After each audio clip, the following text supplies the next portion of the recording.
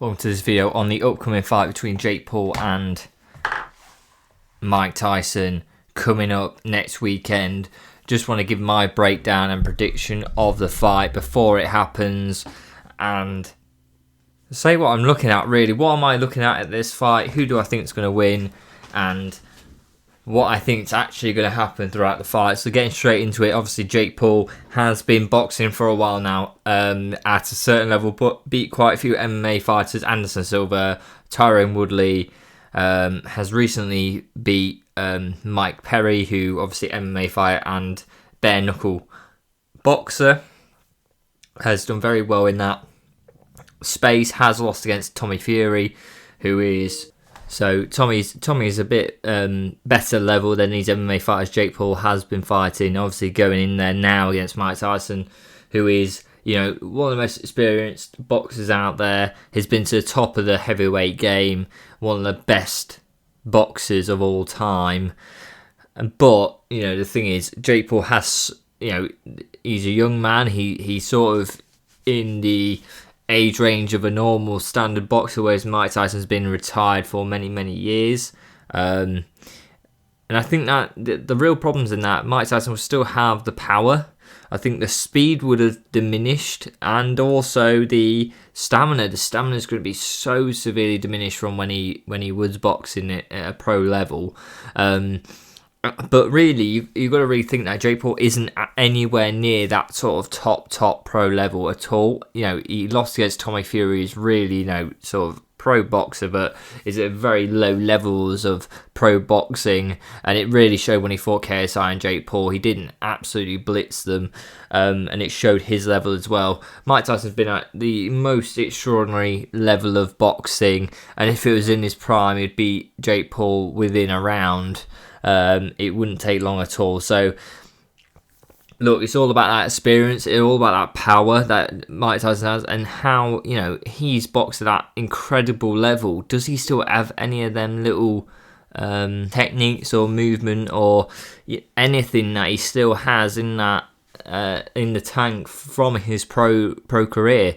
You know, he could show Jake Paul a few moves that are just a way higher level than Jake Paul is at.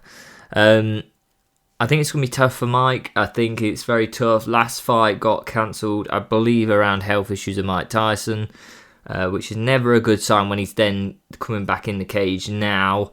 And it's a big problem that, you know, when it's health issues, you don't know what's wrong.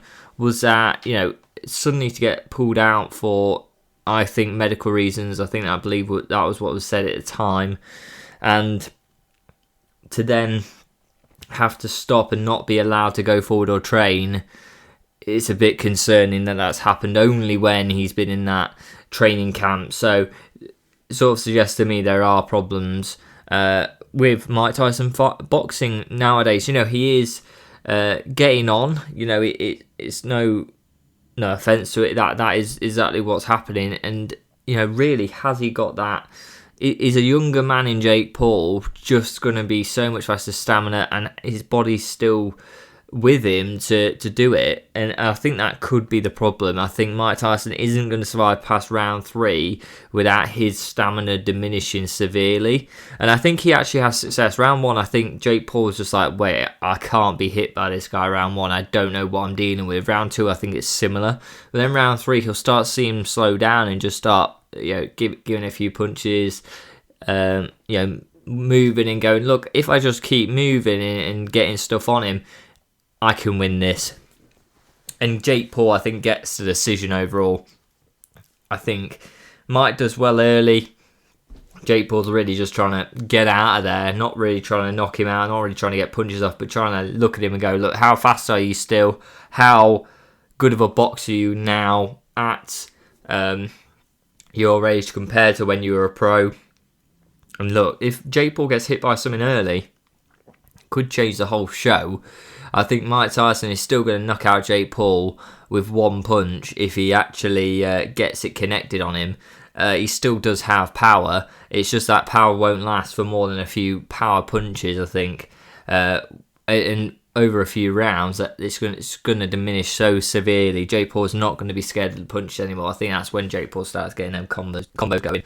I think Mike Tyson will show a good amount of himself to make sure he doesn't get knocked out or absolutely humiliated. But I think you just see a young guy fighting a guy who used to be pro, who's retired for many, many years. And I think it's just that standard thing of this fight is just severely terrible for Mike Tyson. And, when people think of him going, look back in the day, them knockouts he had.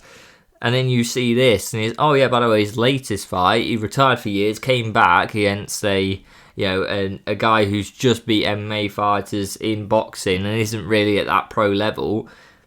And he got beat, and it just diminishes the mic. But look, if he goes in there, and I say this, that's what I think is going to happen. Jake Paul will win. But look at the opposite way around. If he comes back after 20 years and knocks out Jake Paul or wins, incredible story for Mike Tyson to come back after retiring so many years, having the health problems last time out and couldn't do the fight earlier in the year. To come back and actually get a knockout on Jake Paul would be incredible, or a decision. Even a decision would look great for Mike Tyson, to be honest. Please let me know what you guys think in the comments down below. Like and subscribe, and I'll see you next time.